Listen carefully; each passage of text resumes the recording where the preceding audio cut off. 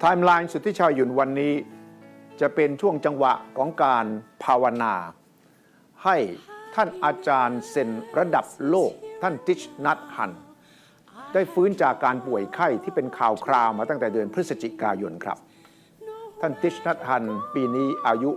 88ครับท่านเป็นคนสอน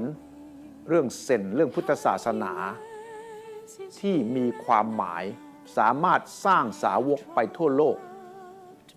เป็นพระสงฆ์ชาวเวียดนามที่หนีออกจากประเทศเพราะว่ามีศึกสงครามท่านไปสร้างหมู่บ้านพลัมที่ฝรั่งเศสเปิดสอนวิธีทำสมาธิปรัชญาแนวคิดแบบพุทธศาสนาที่คนทั่วไปสามารถเข้าใจได้เมื่อปี 2010 ผมได้ทำสารคดีชื่อจากสวนโมกสู่หมู่บ้านพลัมและส่วนหนึ่งคือการได้มีโอกาสพิเศษมากครับได้สัมภาษณ์ท่านติชนัทฮันที่หมู่บ้านพลัมถึงประเด็นวิธีคิดแบบชาวพุทธประเด็นปัญหาสังคมกับศาสนาและวิธีการทำสมาธิอยู่กับปัจจุบันที่ท่านเน้นครับว่า there is no way to happiness happiness is the way แปลว่าจะต้องอยู่กับปัจจุบันครับ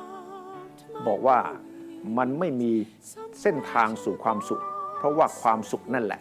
คือเส้นทางชาวพุทธทั่วโลกที่เคยสัมผัสเคยอ่านหนังสือของท่านติชนัทฮันตั้งแต่เดือนพฤศจิกายนสวดมนต์ภาวนาครับให้ท่านหายจากการป่วยไข้ครั้งนี้ข่าวล่าสุดในช่วง3 สัปดาห์ที่ผ่านมาอาการท่านซึ่งเดิม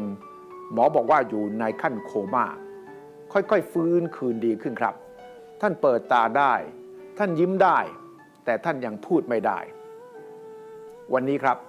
ผมจะพาท่านผู้ชมย้อนกลับไปเมื่อผมได้มีโอกาสได้สัมภาษณ์สนทนาธรรมกับท่านติชนัทฮันที่เป็นประสบการณ์พิเศษยิ่งสำหรับผมและผมเชื่อว่าท่านผู้ชมก็จะได้ประโยชน์ของวิธีคิดแบบเซนแบบศาสนาพุทธตามแนวทางของท่านติชนัทฮันอาจารย์เซนผู้ยิ่งใหญ่ท่านนี้ครับ12 พฤศจิกายนเว็บไซต์ของหมู่บ้านพลัมในฝรั่งเศสซึ่งเป็นสถานปฏิบัติธรรมฝึกสมาธิภาวนาของท่านติชนัทฮันพระภิกษุชาวเวียดนามอายุ88ปีซึ่งรู้จักกันดีในฐานะเป็นพระอาจารย์เซนและพระเถระชั้นผู้ใหญ่ในพุทธศาสนามหายานอีกทั้งยังมีลูกศิษย์มากมายทั้งในฝรั่งเศสและเอเชียรวมถึงประเทศไทยแจ้งข่าวว่าเมื่อวันที่11 พฤศจิกายนที่ผ่านมาหลวงปู่ติชนัทฮันกำลังอาพาธหนักจากอาการเลือดออกในสมองจนต้องเข้ารับการรักษาตัวในหอผู้ป่วยดูแลพิเศษหรือห้อง ICU และอยู่ภายใต้การดูแลเป็นพิเศษจากทีมแพทย์เฉพาะทางตลอด 24 ชั่วโมงขณะเดียวกันทางเว็บไซต์ของหมู่บ้านพลัมได้ระบุว่าขณะนี้ท่านติชนัทฮัน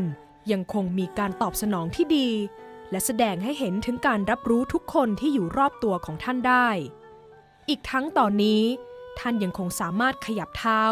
มือและดวงตาได้ซึ่งถือเป็นสัญญาณที่แสดงให้เห็นว่าการฟื้นตัวอย่างเต็มที่ของท่านนั้นมีความเป็นไปได้จากการเปิดเผยของหมู่บ้านพลัมยังแจ้งด้วยว่าเมื่อ2 เดือนก่อนสุขภาพของท่านติชนัทฮันได้อ่อนแอลงไปเนื่องจากมีความชราภาพมากขึ้นแล้วจึงทำให้ท่านติชนัทฮันต้องเข้ารับการรักษาตั้งแต่วันที่1 เดือนพฤศจิกายนที่ผ่านมาจากนั้นสุขภาพของท่านก็แข็งแรงขึ้นเป็นลำดับจนกระทั่งเกิดอาการเลือดออกในสมองอย่างไม่คาดคิดจึงทำให้อาการป่วยของท่านเปลี่ยนแปลงไปอย่างฉับพลันรายการไทม์ไลน์สุทธิชัยหยุ่นวันนี้จะพาคุณผู้ชมย้อนกลับไปชมบทสนทนาธรรมระหว่างหลวงปู่ติชนัทฮันกับสุทธิชัยหยุ่นจากสารคดีชุดเซน 2010 จากสวนโมกสู่หมู่บ้านพลัม ได้ร่วมกันภาวนาส่งกำลังใจให้หลวงปู่ติชนัทฮันได้หายจากอาการอาพาธ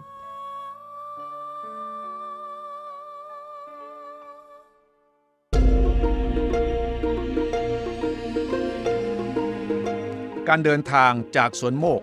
สู่หมู่บ้านพลัมประเทศฝรั่งเศสผมเริ่มต้นจากสวนโมกคาพาราราม อารามอันเป็นกำลังแห่งการหลุดพ้นจากความทุกข์แสวงหาความไม่ใช่ตัวไม่ใช่ตนหรืออนัตตา ไปสู่หมู่บ้านพลัมชุมชนแห่งสันติประเทศฝรั่งเศสของท่านติชนัทฮัน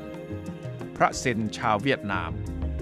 ที่ต่อสู้เรียกร้องสันติภาพให้กับชาวเวียดนามจนไม่ได้กลับแผ่นดินเกิดมากว่า 40 ปี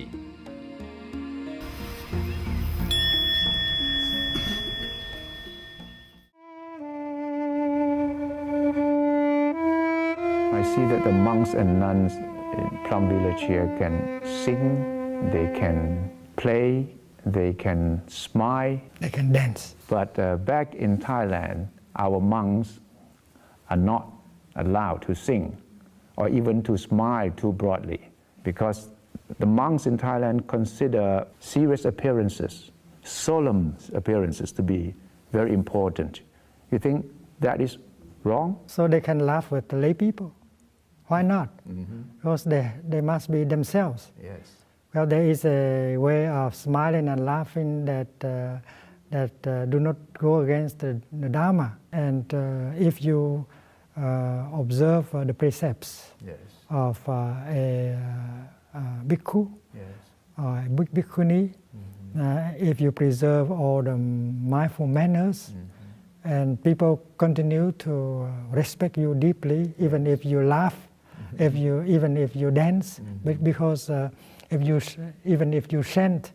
because chanting is a way of singing. Yes. Singing is a way of chanting. You only sing the Dharma songs. Yes. There are songs that are helpful in the practice, Yes. like breathing in, breathing out. I see myself as a flower. I am fresh as the dew. All these songs are expressing the Dharma. Why not sing? Breathing in